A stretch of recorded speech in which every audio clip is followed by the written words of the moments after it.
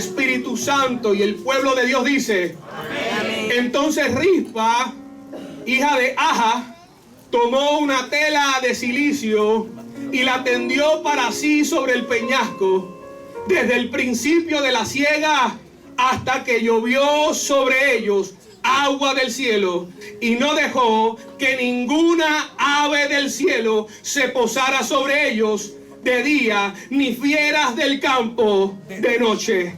Dios añada bendición a su poderosa palabra.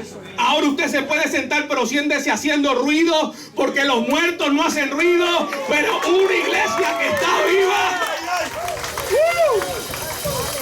Aleluya. Gloria a Dios.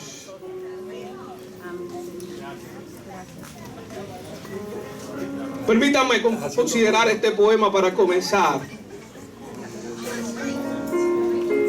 Carne de mi carne se ha marchado, pero ha quedado hueso de mis huesos. Lo robé de un abogado. Lo llamarías tu robo. Mis bebés, mis huesos, que de mí habían mamado.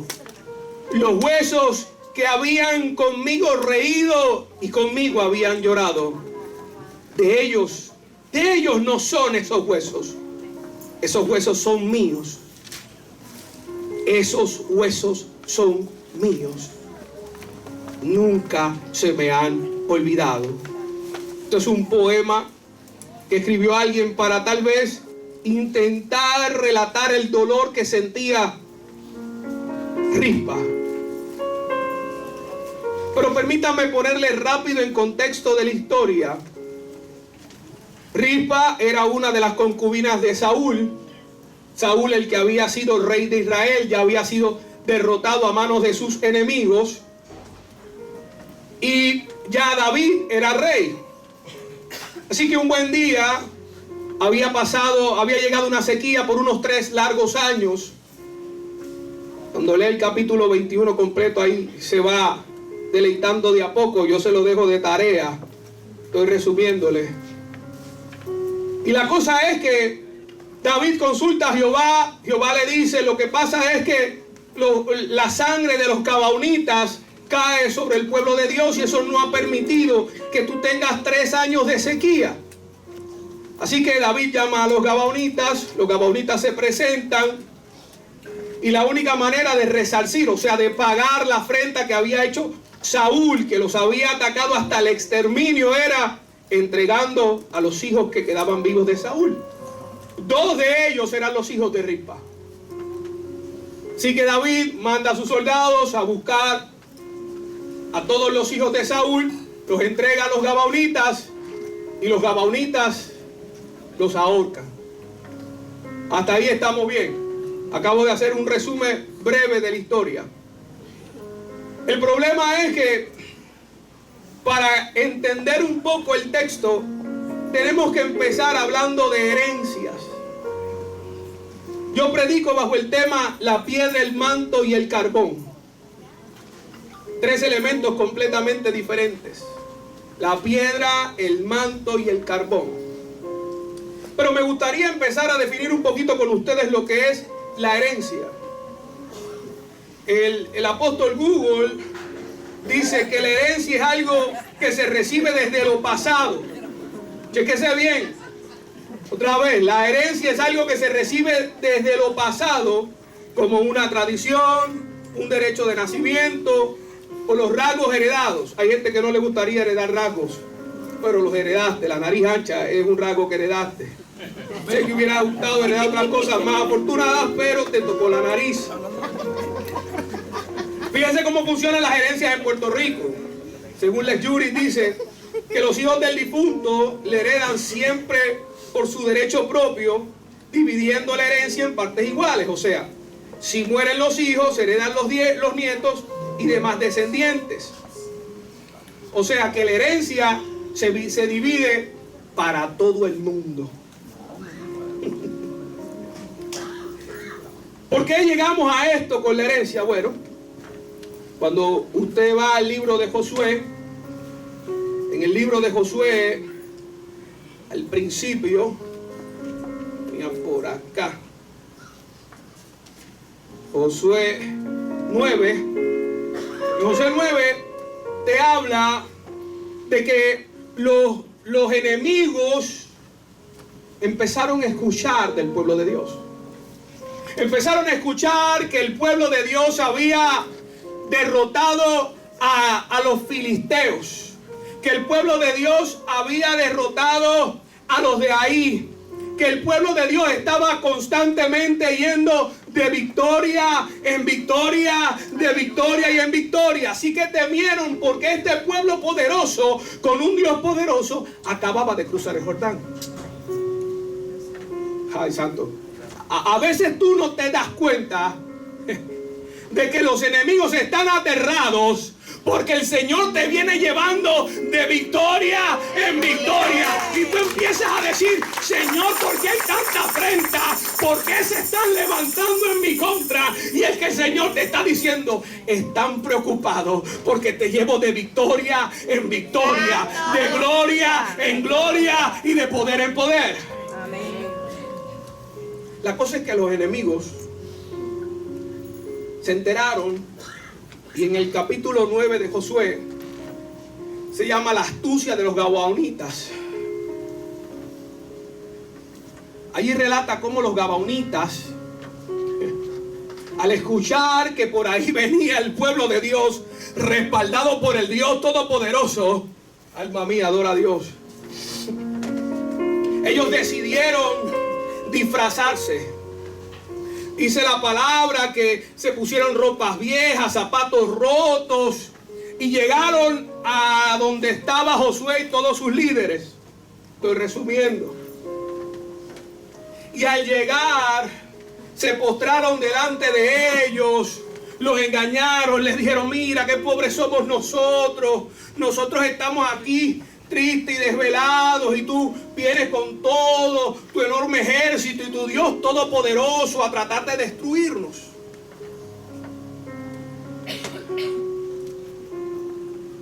Y Josué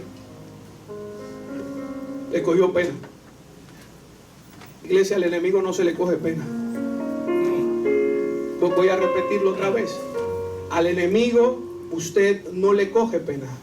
Al enemigo usted lo enfrenta.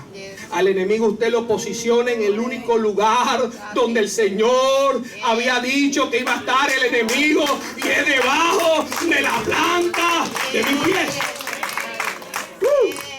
El primer error que comete Josué es darle asilo. El segundo es escucharle. Al enemigo usted no le deja entrada y tampoco le permite prestar sus oídos para escucharle lo que él tiene que decir. Vamos. Tú sabes lo que pasa cuando el enemigo, cuando usted le presta el oído al enemigo, el enemigo comienza a susurrar: yo no soy tan bueno, nada, yo no soy tan malo como tú crees. Eso no es tan negativo, fíjate. Si tú lo ves bien, no es tan malo desde donde se ve. Además, es un numerito lo que tú vas a jugar, y si te pegas, das el diezmo. O sea, ¿qué le puede preocupar al pastor que yo me pegue en el Powerball con 28 millones? Eso no es nada, porque entonces el diezmo de 28 millones, ¿cuánto? 2.8. El pastor no se va a quejar por un diezmo de 2.8. Señor, tú sabes que si se lo primero tiene que llegar a los 2.8. Tú sabes que yo voy a ayudar a las misiones, Señor. Voy a ayudar a los niños. 2.8 son buenos, Señor. Santo. Y ese es el primer problema que usted y yo tenemos cuando prestamos nuestro oído a escuchar las maquinaciones del enemigo. Usted y yo no prestamos nuestro oído. Usted y yo no nos sentamos a coquetear con el pecado, mucho menos nos sentamos a coquetear con el enemigo. Usted y yo ponemos freno. Usted y yo decimos: diablo, apártate de aquí. Usted y yo ponemos murallas entre usted y el enemigo. Pero lo primero que hizo Josué fue darle asilo, luego escucharlos y luego hacer algo que Jehová le había dicho que no hiciera: pactos con tus enemigos. Deuteronomio, Éxodo 34:12 dice: cuídate de no hacer pactos con los habitantes de la tierra a donde vas. Deuteronomio 7:2 dice: y cuando el Señor tu Dios te haya entregado delante de ti y los hayas derrotado, escuche bien, los destruirás por completo, no harás alianza con ellos, ni te apiadarás de ellos. Pero Josué hizo todo lo contrario. Cuando llegaron los gabaonitas disfrazados, Josué se sentó con ellos, los trató bien, los escuchó y terminó haciendo una alianza con los gabaonitas. En nuestra vida cotidiana, en muchas ocasiones, nosotros somos víctimas de nuestras circunstancias. Y de pronto, cuando llega el día malo, cuando llega el día del valle de la sombra y de la muerte, en vez de acordarnos y decir no temeré mal alguno porque tú estarás conmigo, a veces nos sentamos a negociar y a ceder terreno. El problema de Josué en este caso es que Josué empezó a ceder terreno sin saberlo. No los destruyó, no los exterminó, tuvo piedad, tuvo compasión de esos enemigos. Pero estamos hablando de herencias, iglesia querida. Yo creo que al final de todo, Josué se dio cuenta, pastor, del mal que había hecho, de que no había sido bueno hacer pactos ni tratos con los gabaonitas. Porque en Josué 24, el verso 15 dice: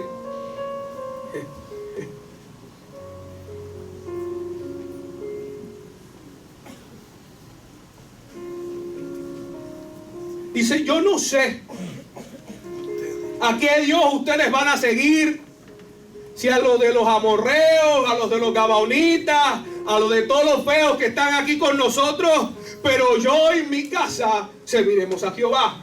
Amén. Eso me hace pensar que al final de sus días tuvo la oportunidad de reflexionar, de ver que el pacto, que el trato que había hecho con los gabaonitas no era lo correcto. Porque el pueblo de Dios había entrado nuevamente en la idolatría. Y no era lo que el Señor había pactado para ellos. Pero rapidito quiero tocarte algunas cosas que uno hereda. Puertas de la herencia. Mire usted, una de las puertas de la herencia es todo lo negativo que heredamos de nuestros padres. La otra puerta que uno hereda es las heridas del alma.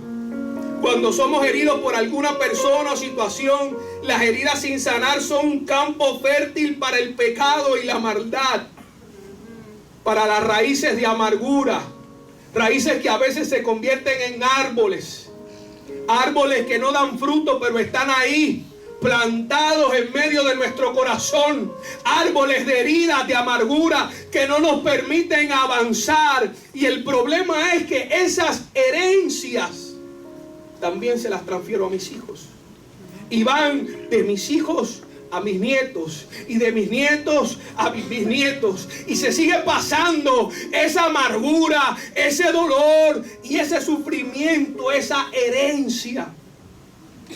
La otra herencia o la otra puerta son las puertas de los pactos establecidos por nuestra genealogía. Personas que han hecho pacto con las tinieblas.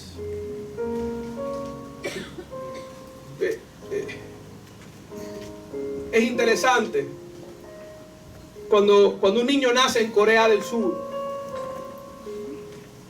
antes de que el papá y la mamá le pongan nombre, lo primero que hacen es que consultan con una bruja. Y si tú querías que tu hijo se llamara Pepito, la bruja es la que le va a poner el nombre. Qué poderoso, porque desde el principio ya ese niño viene marcado con una palabra diabólica.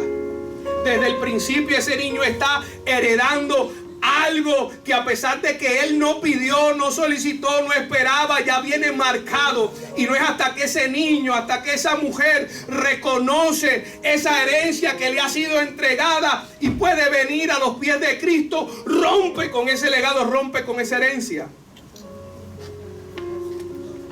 La otra puerta de la herencia es la puerta del ocultismo.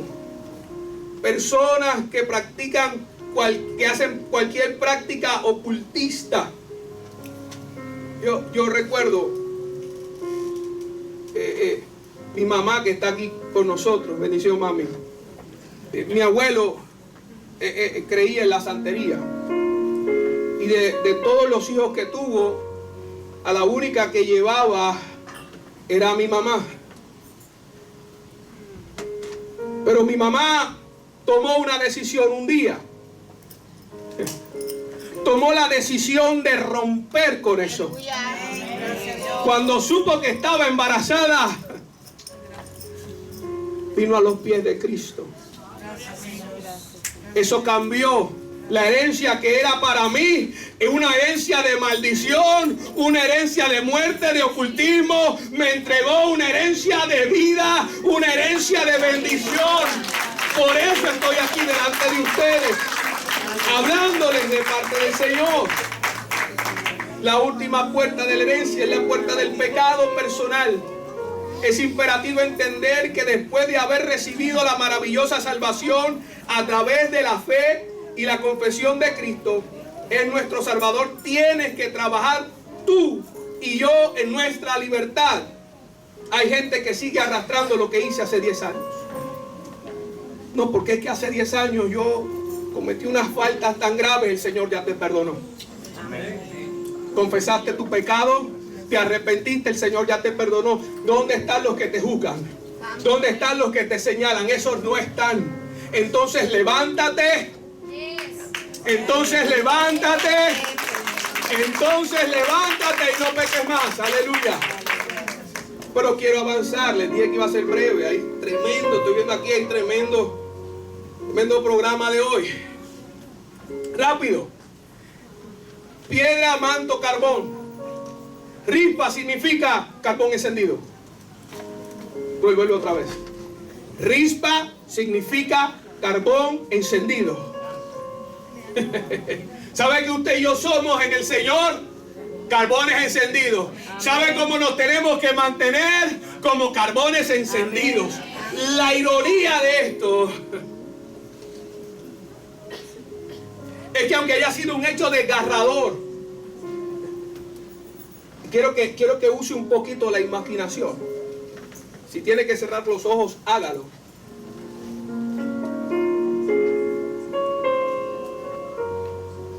La ironía de esto es que como Rispa se iba a mantener como un carbón encendido cuando 2 de sus hijos acababan de ser asesinados a manos de los gabaonitas.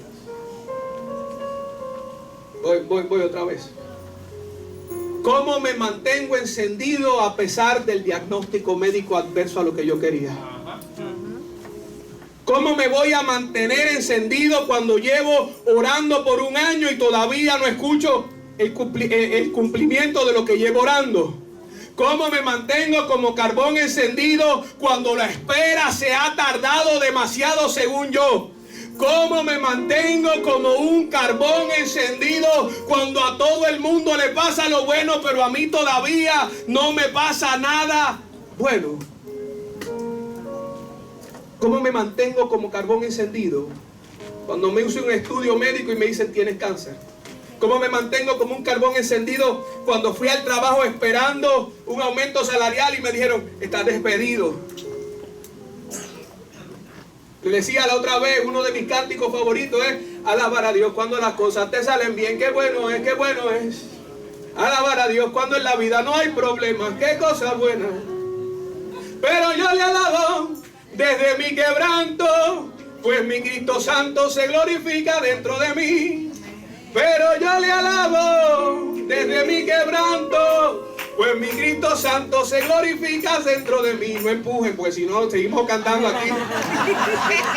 No terminamos, no empujen, no empujen. ¿Cómo nos mantenemos, mujeres de Dios, como carbones encendidos cuando llevamos orando muchos años por ese hijo y yo no veo que el muchacho hace nada? Y yo oro por él y él llega a las 5 de la mañana con olores extraños.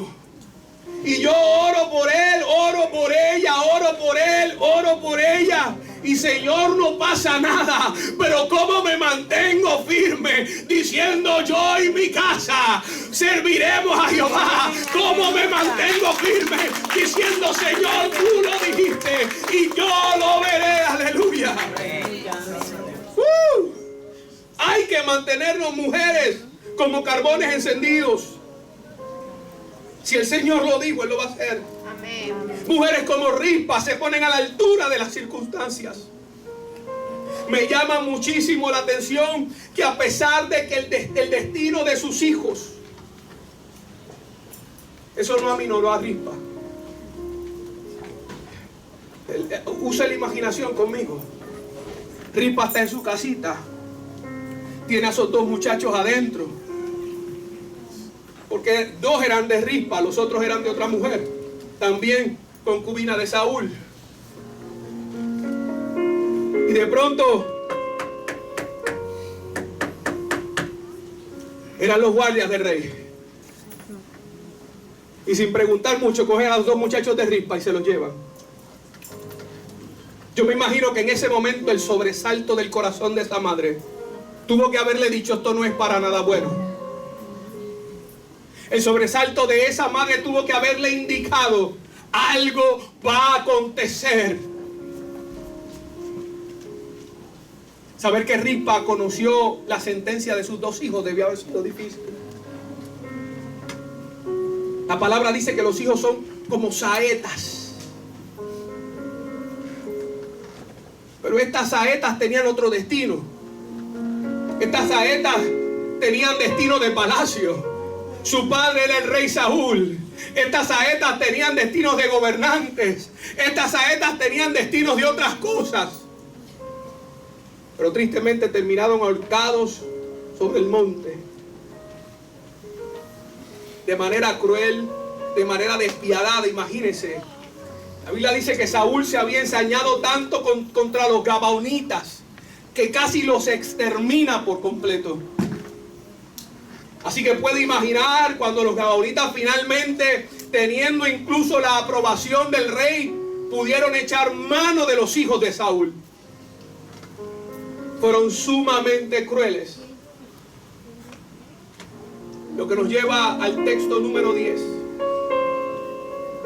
Y Rispa, hija de Aja, tomó un telar de siclo y lo tendió sobre la roca desde el comienzo de la cosecha hasta que llovió del cielo sobre ellos, y no permitió que las aves del campo y las fieras comieran el cuerpo de sus hijos. Yo quiero pedirte, Carlito, ¿tú me das ayuda aquí? Por favor. Suéltame acá, pónmelo cerca. Mire esto, lo que hizo Rispa. Voy a ayudarle a imaginar. Imagínense que aquí arriba están los hijos de Rispa.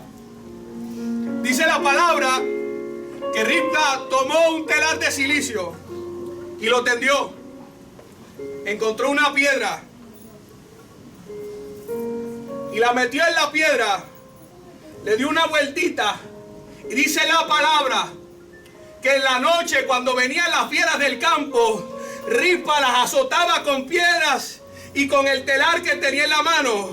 Y de día, cuando venían los buitres, alma mía, adora a Dios, siento la presencia del Señor. Cuando venían los buitres, Rispa empezaba a sacudir el manto, y Rispa sacudía el manto, y Rispa sacudía el manto, y decía: las aves del campo no se van a comer lo que Dios me entregó. Las aves del campo no se van a comer lo que Dios santificó. Las bestias del campo no van a arrancar la carne de lo que Dios un día me dio. Gracias, Carlos. Aleluya. Hay mujeres en este lugar, en esta tarde, que tienen que coger el manto de silicio. Vamos. que no importa cómo lo veas, tienes que decir: si el Señor me lo entregó, ¡vamos!, el diablo no me lo va a quitar. Ni las bestias, ni las aves, aún no importa cómo tú lo veas. Yo le llamo evangelista. No importa cómo él llegue, yo le llamo ministro. No importa cómo ella llegue, yo sé que ella será salmista, será adoradora, porque más grande es la palabra que Dios dio sobre ellos que lo que el mundo ha dicho de ellos. Aleluya. Y allí estaba Rispa, gloria a Dios, como una mujer determinada. No importa el tiempo que tome. Llevamos 3 años en sequía, pero las aves no se van a comer. Aleluya, las aves no se van a comer. Las bestias no se van a comer. ¿Sabe qué? La ley decía, estoy terminando, la ley decía que el mandato era que ellos tenían que ser colgados y tenían que quedarse allí hasta que las aves y las bestias los dejaran limpios. O sea, que solamente quedaran los huesos de eso. Pero allí se levantó Rispa y dijo: esto está equivocado. El diablo se equivocó. El infierno se detuvo. El manto es tipo de autoridad. El manto es tipo de poder. La piedra es tipo de Cristo. Y Rispa sabe lo que decía, conoce lo que decía Génesis 3. Génesis 3 dice: y pondré enemistad entre tu simiente y su simiente, y tú le herirás en el calcañar, y ella te pisará la cabeza. Santo. Así que, mujer, determínate en esta mañana a hacer un carbón encendido. Determínate, mujer, a hacer un carbón encendido, que sin importar las circunstancias, que como dice, yo soy bien musical, iglesia, como dice ese cántico, que aunque venga el río, que sople el viento, mi casa no va a caer porque está cimentada sobre la roca. Así que no importa la adversidad que se levante, yo me mantengo como un carbón encendido, y aunque todo alrededor mío quiera apagarme, yo me mantengo caliente, me mantengo encendida, porque yo creo en la palabra del Señor. Porque yo estoy cimentada sobre la roca. Porque yo tengo la autoridad que me ha sido entregada. La determinación de Rispa fue tal. 6 meses. 6 meses estuvo Rispa. No 2 días, no una semana. 6 meses. Donde Rispa vivió a los pies del cadáver de sus hijos. Y dice la Biblia que al finalizar los 6 meses llegó la lluvia. Pero me gusta, porque al finalizar los 6 meses, gloria a Dios, qué bueno eres, Señor. Al finalizar los 6 meses, llegaron los guardias del rey. Le dijeron: rey, ¿sabe una cosa? Allá arriba está Rispa, la hija de Aja, la concubina de Saúl, aquella que le quitamos 2 de los muchachos de Saúl y se los dimos a los gabaonitas, y los gabaonitas los colgaron para que las aves del campo y las bestias se los comieran. Pero ¿sabe que una cosa, rey? Ella lleva 6 meses allí, y yo me imagino que el rey dijo: ¿cómo esa mujer lleva 6 meses allí? Dice: sí, rey, ella cogió un manto, aleluya. Ella cogió un manto, rey, y por el día, cuando vienen las aves, sacude a las aves para que ninguna pueda picar a esos muchachos. Y por la noche el rey coge una piedra.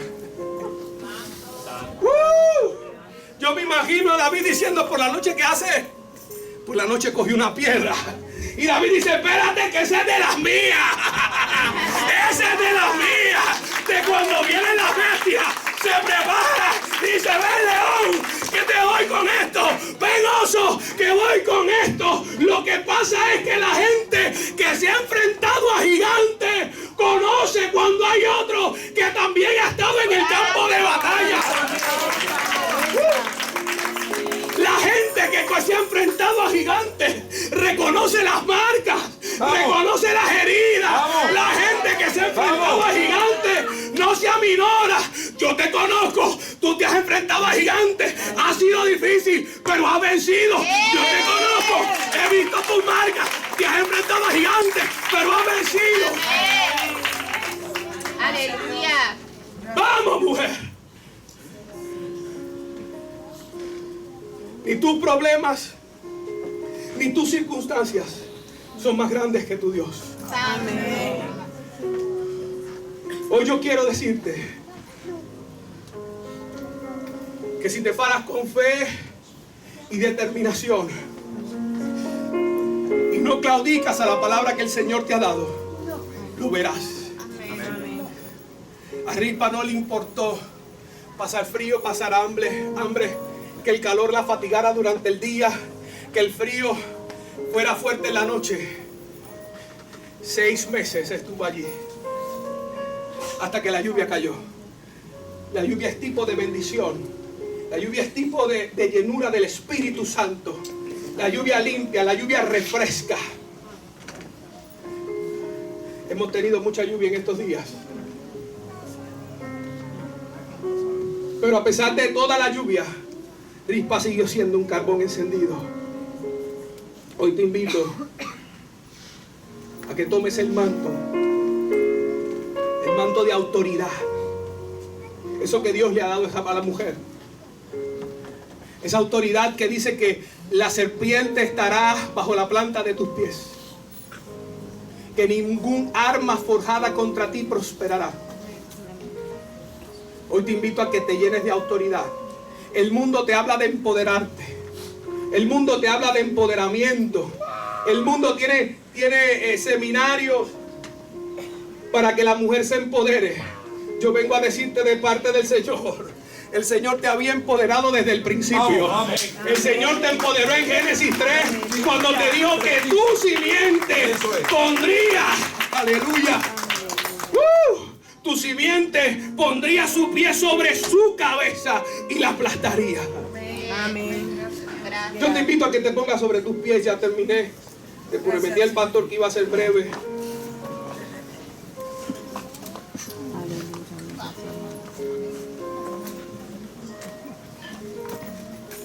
Yo le voy a pedir al ministerio de adoración que pase rapidito, que me ayude a entonar una adoración, la que ustedes ya tenían.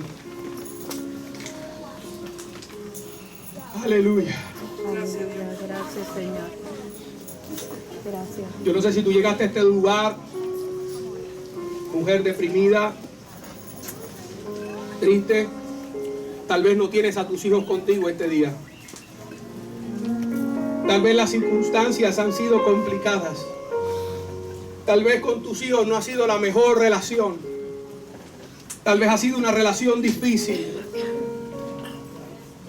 Tal vez no le has dado las mejores herencias. No interesan tus circunstancias. Yo quiero decirte que a pesar de tu situación, el Señor te ha entregado un manto de autoridad. Y te ha dado una piedra para que ancles tu familia, ancles tu vida en Él, que es la roca inconmovible, es la piedra angular de nuestra fe y de tu fe. Así que mientras los muchachos entonan una adoración, yo abro el altar. Si alguien quiere la oración, me gustaría orar por usted. Aleluya.